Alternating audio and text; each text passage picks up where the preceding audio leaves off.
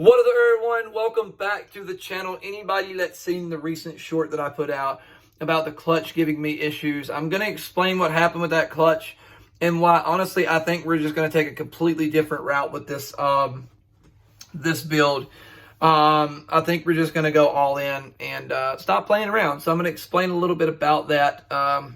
The clutch on an Eclipse is that of a Neon, SRT4, PTGT. They're all pretty much the same. They are all modular clutches. And what that means is these clutches are one piece. So your flywheel, your pressure plate, and your clutch disc is one setup riveted together. It is not like a normal setup to where you can physically bolt the pressure plate up to your flywheel and adjust your clutch disc where you use an alignment tool. It doesn't work that way with these. And that is a really big headache. For a lot of reasons, but one of the main reasons is this one, is the fact that when they didn't line up the clutch disc, the input shaft of the transmission is off. Therefore, the transmission doesn't want to correctly bolt up to the block. Now, yesterday I did think, I thought for a moment I had a fix to this, and unfortunately the fix that I have did not work. So basically, we did get two bolts to line up on the transmission. I took a pry bar and basically acted as if I was a slave cylinder and pushed the clutch fork to where it would engage the pressure plate and or the clutch. And I felt something shift, and we really thought that it had aligned at that point, but it did not. So I'm not sure what happened. It did get a little better. We tried a couple of times after that and with no further progress. So that's a $100 clutch. It sucks to lose $100, but it's $100. And it's my fault because a lot of these parts I bought early this summer, never opened them, just let them sit because I knew I was not about to build the car. I just wanted to have them on hand when I was ready. Now, the problem with that is there's no more warranty. The whole 90-day or like the immediate return, I gave good feedback on that. Shame on me. But anyway, all that is gone, and it is my fault.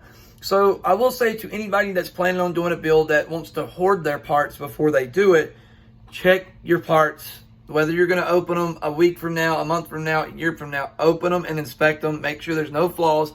Get a return, a money back, something while you can, because the further out you go, the harder it is to do that. That's my mistake. As long as I've been building cars, I know this. It's my fault. Bit me in the butt. Is what it is.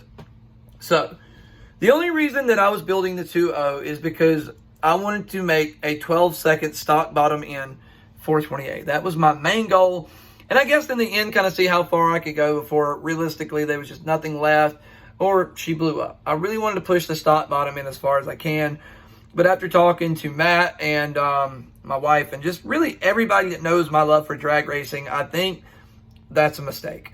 I think that's a huge mistake. I think that's a major displacement of money. I do. I think it's a bad decision putting all that money into a stock 2.0 just to see what it can do, because I still got to build that head, because that's one thing Busted had. Busted had cams, titanium retainers with valve springs, some valve work done, and a light gasket match and polishing. It didn't really have a port, more or less a polishing. And so the thing that really persuaded this decision was not only yesterday.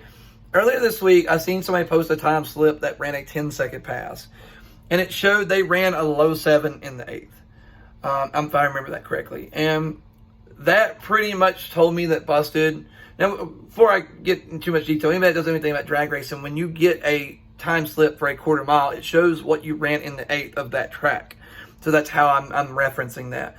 Busted ran a mid-8 in the 8th mile. I never ran the car in a quarter mile, and I never turned it up. That's only on 8 pounds, which really leads me to believe that, doing the math, Busted was a high 12-second car, right at the edge of it, if it wasn't. So I'm going to consider that a win. I'm going to stop wasting money on it. We're going to take the 2.0 and sit it to the side. I know you're like, man, that sucks. I really want to see this build. Well, we're still building it. What I plan on doing this week, if everything works out, we may be getting a tow rig. We don't really know the whole details. Right now I don't have a truck, so it's kind of hard to haul big things. If everything goes good with the truck, we hope we can find one. I'm pretty sure they're there. We're going to go pull a PTGT SRT4 plant. Basically a 2.4 liter turbo. We're going to take our 2.0 head, get it built, and put a 2.4 bottom in. Do some work to this transmission, a Queefy LSD, and we're going to have the world's fastest SRT4 powered Eclipse. So That's my plan. This is going to be ran on a Megasquirt Evo 3 or Megasquirt 3 Evo standalone ECU. I'm already got my eye on one at Modern Automotive Performance. I got to call and make sure it's going to work specifically for my setup the way that I want it to. My biggest my biggest thing I'm concerned about is the dash. I want to know what all the electronic dash screen does, because we're probably going to go with that. Mostly because it's going to save me money on gauges. I don't see going and buying other gauges if I can have the ECU check all that. I know an AFR is definitely going to be needed, because it's going to use the AFR to reference the car's AFR. So an AEMU is definitely probably still going to have to happen. As far as I know it is. I don't know, maybe it does that too. I'm still learning about that stuff. So standalone ECUs are a whole nother animal compared to piggybacks and stuff like that. So, or stock. So it's a big deal. It's a big build. It's a lot of money. I don't know that it'll get done this year. Honestly, there's going to be a lot that I'm gonna film or record and post on here, and there's going to be a lot that I don't. Some things literally are such big projects, and with the time frames that I have to do this per day, there's sometimes I just can't record because it takes too much. It adds too much time to the project. There's sometimes you take a 20-minute project, if you're recording it, becomes 2 hours. And I don't want anybody to think like I'm not doing YouTube anymore. I know I've just been posting shorts here lately. One, it's got extremely cold here in North Carolina. At least to me it has, and most North Carolina people, we like it rather warm. So it's been hard to get in the shop. Finding enthusiasm has been a little rough. And I've also been contemplating whether the 2.0 was the correct build in the first place. And I guess yesterday was the answer to that question that I've been looking for. So I'm pretty excited. We do have all the wheels here to basically do the drag slick setup. We have the 13x8s for the front. I have the 15x3.5s for the rear. You want to see those, go like the Nitro Kid Instagram or Nitro Kid 98 Instagram page. I post a lot of things on there that I don't show on the YouTube channel. So, or way before you're going to see them on the YouTube channel. So go check out the Nitro Kid 98 Instagram page. I think it's Nitro Kid 98 or Nitro Kid _98.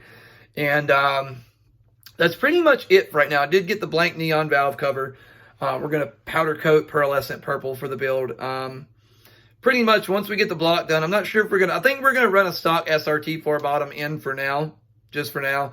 Then I'll go buy another stock SRT 4-bottom in to rebuild. Just that way we have better hopes of getting out there next year. Realistically, if I ran that fast on a stock 420A, I'm pretty sure with what weight we're going to have and the way we set up the car, a stock SRT 4-bottom in around 350 horsepower will be freaking set to rock some people's world. So, anyways, guys, thank you for everybody that subscribed. Thank you for everybody that's following the build. Thank you for everybody that watches every video. I really appreciate it. A lot of big things coming for this channel this next year, especially with my company, Truly Boosted. This is our company race car. Really stoked for 2022. I think we have a lot of things that are going to happen. Hopefully, a lot of good happens. Anyways, guys, keep watching. I will catch you next time. Don't forget to smash that subscribe button, and I hope you like this video and all the updates.